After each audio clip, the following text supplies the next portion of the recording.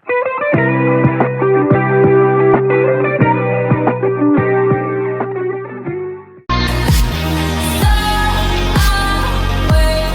joy. This is sadness. That's anger. This is disgust. And that's fear. Oh my gosh, I'm anxiety. I'm envy. That's ennui.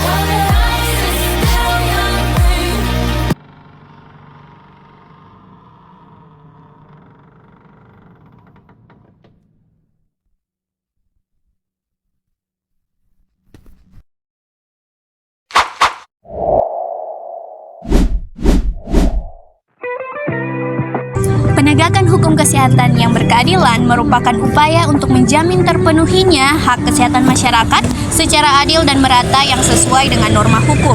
Dalam konteks konstitusional, hak atas kesehatan seringkali diakui sebagai bagian dari hak asasi manusia yang fundamental, sebagaimana tertuang dalam berbagai konstitusi negara termasuk Undang-Undang Dasar tahun 1945, pasal 28H ayatnya yang pertama.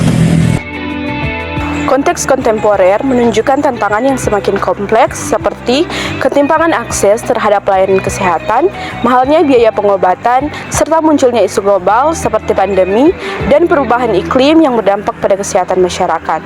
Penegakan hukum kesehatan yang berkeadilan tidak hanya melibatkan aspek hukum normatif, tapi juga pengawasan pelaksanaan kebijakan kesehatan, transparansi anggaran, hingga perlindungan kelompok rentan. Kajian konstitusional dalam isu ini bertujuan untuk memastikan bahwa kebijakan dan penerapan hukum kesehatan sejalan dengan prinsip-prinsip keadilan sosial dan keberlanjutan. Hal ini penting agar sistem kesehatan mampu menjawab kebutuhan masyarakat tanpa diskriminasi dan memperkuat daya tahan dalam menghadapi tantangan masa depan. Undang-Undang Dasar 1945 mengamanatkan prinsip-prinsip terkait hak kesehatan dan keadilan sebagai berikut. Yang pertama, hak atas kesehatan. Dalam pasal 28H ayat 1 disebutkan bahwa setiap orang berhak memperoleh kehidupan yang layak termasuk pelayanan kesehatan yang optimal. Yang kedua, keadilan sosial dalam pelayanan kesehatan. Pasal 34 ayat 3 menegaskan bahwa negara bertanggung jawab untuk menyediakan fasilitas pelayanan kesehatan yang memadai, terutama bagi masyarakat yang kurang mampu. Yang ketiga, pemberdayaan dan perlindungan. UUD juga menggarisbawahi perlunya pemberdayaan masyarakat dan perlindungan dalam memperoleh layanan kesehatan agar mereka dapat hidup sehat dan produktif. Nah, sekarang kita masuk ke dalam prinsip penegakan hukum kesehatan yang berkeadilan. Penegakan hukum kesehatan yang berkeadilan di Indonesia melibatkan beberapa prinsip dasar yang harus dipatuhi.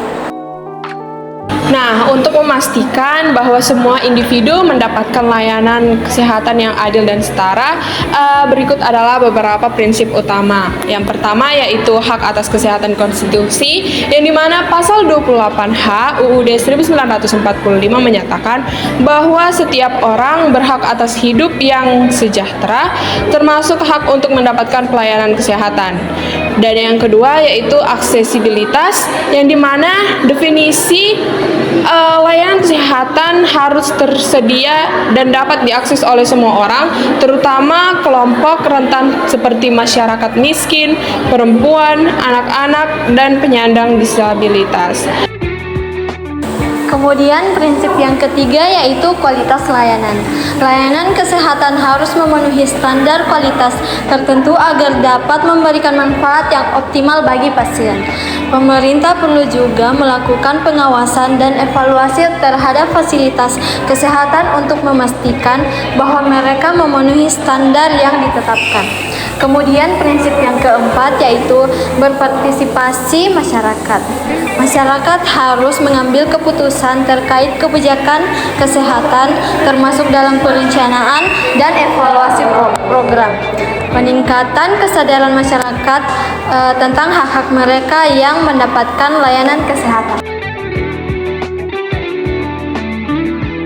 Terakhir yaitu non-diskriminasi, yang dimana individu atau kelompok tidak bisa mendapatkan yang namanya diskriminasi terhadap pelayanan kesehatan. penegakan hukum terhadap praktik diskriminatif dalam pelayanan kesehatan termasuk diskriminasi berdasarkan gender, ras, dan status sosial. Nah, dalam konteks kontemporer, yang dimana dalam konteks kontemporer, penegakan hukum kesehatan menghadapi berbagai tantangan dan dinamika yang mempengaruhi kebijakan di sektor kesehatan. Yang pertama yaitu determinasi sosial kesehatan, yang kedua inovasi teknologi telemedicine, ketiga krisis kesehatan global pandemi COVID-19. Penegakan hukum yang berkeadilan dalam konteks kesehatan berupaya memastikan terpenuhinya hak setiap individu untuk mendapatkan pelayanan kesehatan yang setara, tanpa diskriminasi, dan sesuai dengan kebutuhan.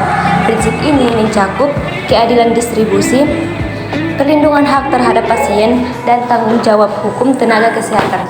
Yang pertama, hak atas pelayanan kesehatan.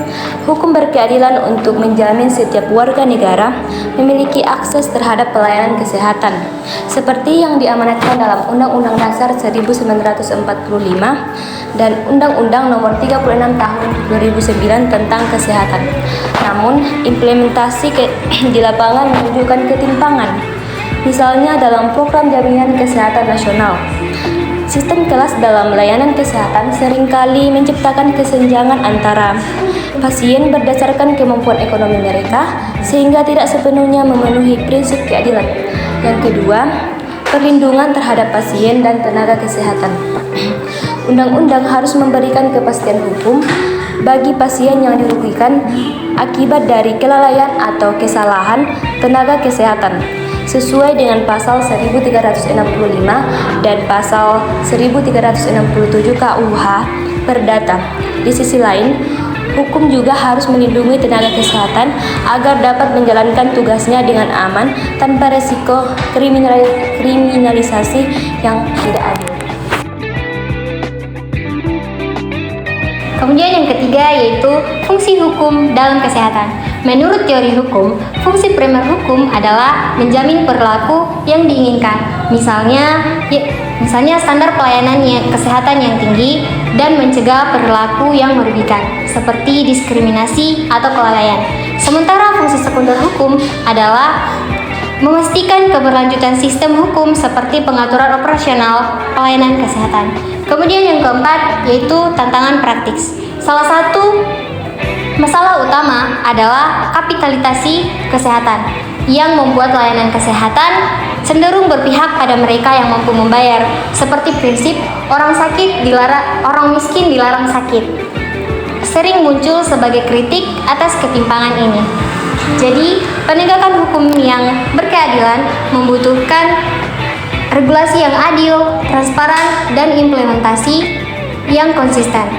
Reformasi dalam sistem kesehatan harus dilakukan dengan menekankan penghapusan kesenjangan, akses, dan pemberdayaan kelompok.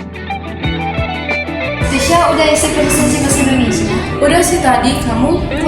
Aduh, Cel, kamu kenapa? Perut aku sakit. Kamu belum makan ya? Belum sempat tadi. Itu kayaknya nggak deh. Bentar kita cari solusinya di ChatGPT dulu.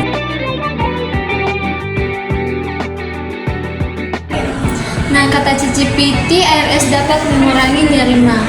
Oh iya? Iya, teman-teman aku juga ada yang nyoba dan itu katanya berhasil sih. Yaudah nanti aku coba. Nah, teman-teman, kasus tersebut tidak boleh dilakukan karena dapat mempengaruhi cara seseorang mengakses informasi yang tidak relevan dan dapat merugikan. Antrian 1 dengan nama Ibu Nefri. Ya. Oh, kesini ya, Bu.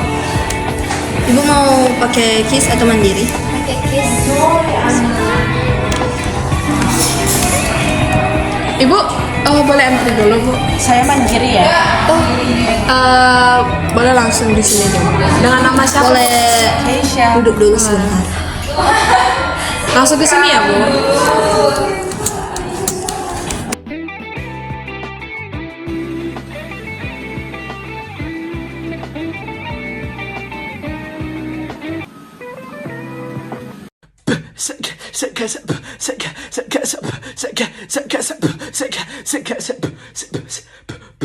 bus, bus, bus, bus, bus, bus,